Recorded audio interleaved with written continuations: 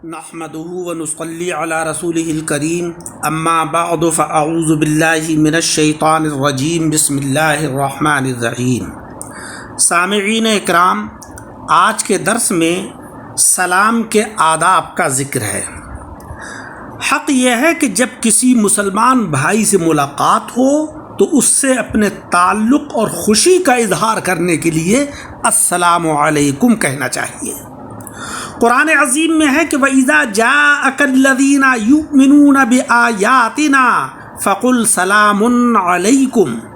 اے نبی، جب آپ کے پاس وہ لوگ آئیں جو ہماری آیات پر ایمان لاتے ہیں تو ان سے کہیے السلام علیکم۔ اس آیت میں آقا علیہ الصلاۃ والسلام سے خطاب کرتے ہوئے بالواسطہ امت کو یہ اصولی تعلیم دی گئی ہے کہ مسلمان جب بھی مسلمان سے ملے تو دونوں ہی جذبات محبت و مسرت کا تبادلہ کریں، اور اس کا بہترین طریقہ یہ ہے کہ وہ ایک دوسرے کے لیے سلامتی اور عافیت کی دعا کریں۔ ایک السلام علیکم کہے تو دوسرا جواب میں وعلیکم السلام کہے۔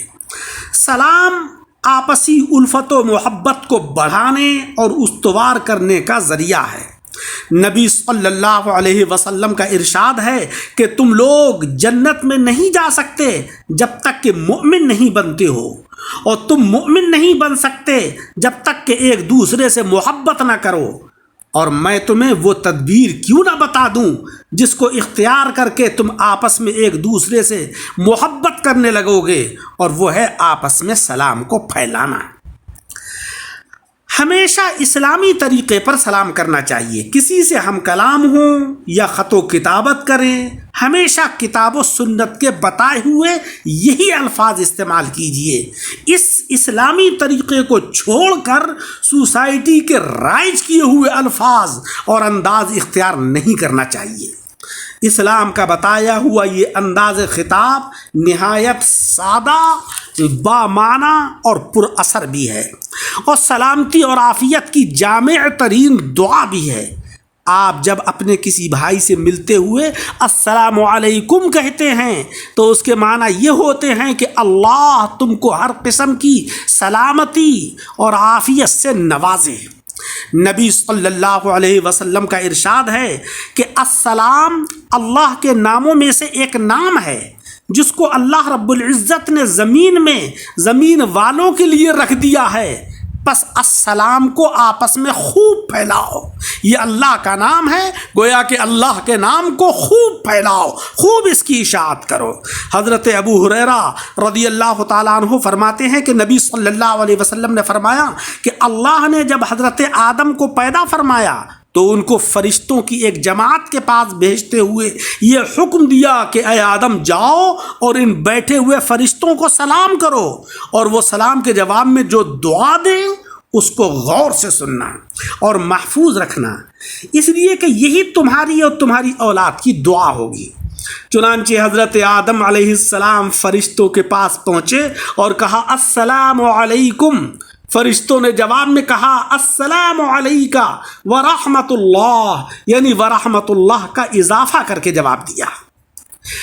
قرآن عظیم میں ہے کہ جنت کے دروازوں پر جب متقی لوگ پہنچیں گے تو جنت کے ذمہ دار بھی انہی الفاظ کے ساتھ ان کا شاندار خیر مقدم کریں گے، یعنی السلام علیکم کہیں گے، اور جب یہ لوگ جنت میں داخل ہو جائیں گے تو فرشتے جنت کے ہر دروازے سے داخل ہو کر ان کو السلام علیکم کہیں گے، اور اہل جنت آپس میں خود بھی ایک دوسرے کا استقبال انہی کلمات کے ساتھ کریں گے۔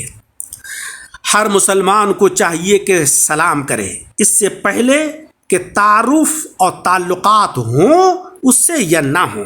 ربط اور تعارف کے لیے اتنی ہی بات کافی ہے کہ وہ آپ کا مسلمان بھائی ہے، اور مسلمان کے لیے مسلمان کے دل میں محبت اور خلوص اور خیر خواہی اور وفاداری کے جذبات ہونا ہی چاہیے۔ جب آپ اپنے گھر میں داخل ہوں تو گھر والوں کو سلام کیجیے۔ قرآن عظیم میں ہے کہ فَإِذَا دَخَلْتُمْ بُيُوتًا فَسَلِّمُوا عَلَىٰ أَنفُسِكُمْ۔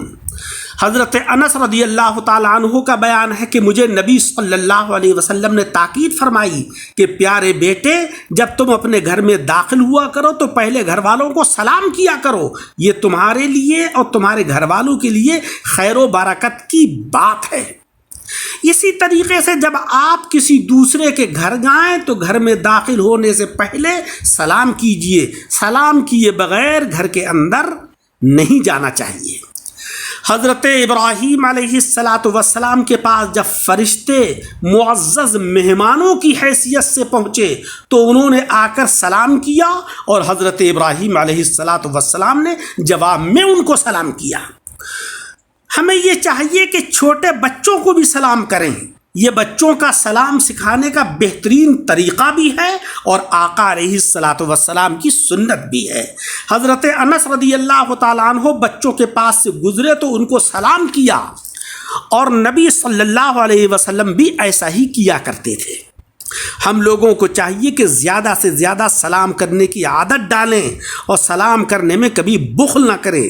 آپس میں زیادہ سے زیادہ سلام کیجیے، سلام کرنے سے محبت بڑھتی ہے اور اللہ ہر دکھ اور نقصان سے محفوظ رکھتا ہے۔ نبی صلی اللہ علیہ وسلم سے کسی نے معلوم کیا کہ جب دو آدمی ایک دوسرے سے ملیں تو ان دونوں میں سے کون پہلے سلام کرے؟ پیارے آقا نے فرمایا کہ جو ان دونوں میں اللہ کے نزدیک زیادہ بہتر ہو وہ پہلے سلام کرے۔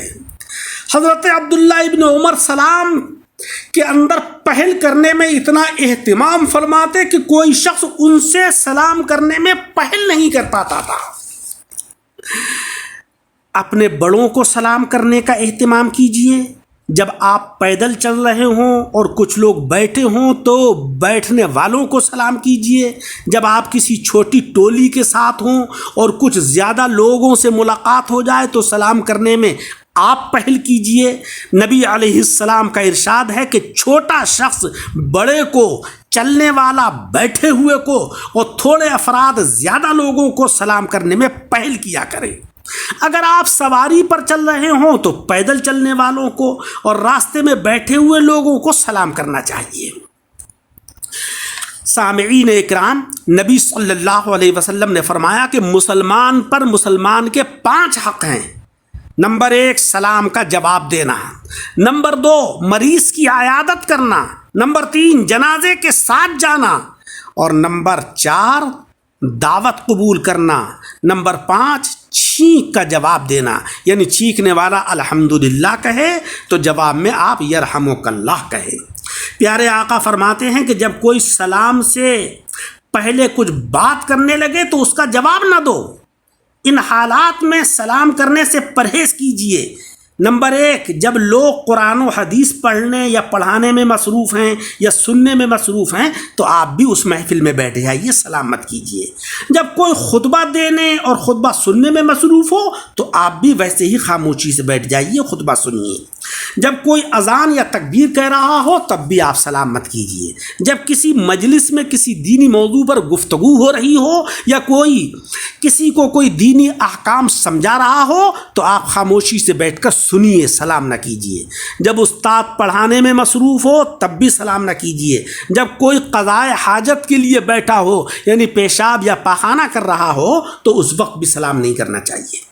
اگر کسی غیر مسلم کو سلام کرنے کی ضرورت پیش آ جائے تو السلام علیکم نہ کہیے، بلکہ آداب، عرض، تسلیمات وغیرہ قسم کے الفاظ استعمال کیجیے، اور ہاتھ یا سر سے بھی کوئی ایسا اشارہ نہ کیجیے کہ جو اسلامی عقیدے اور اسلامی مزاج کے خلاف ہو۔ ہرقل جو کہ ایک بادشاہ تھا، آقا علیہ السلام نے جب اس کو ایک خط لکھا تھا تو اس میں سلام کے یہ الفاظ تھے: سلام علی من اتبع الہدی، سلام ہے اس پر جو ہدایت کی پیروی کرے۔ اللہ تبارک و تعالی ہمیں عمل کرنے کی توفیق عطا فرمائے اور زیادہ سے زیادہ اللہ کے اس نام یعنی السلام کو رائج کرنے اور اس کی اشاعت کرنے کی توفیق رفیق عطا فرمائے۔ آمین بجاہ النبی۔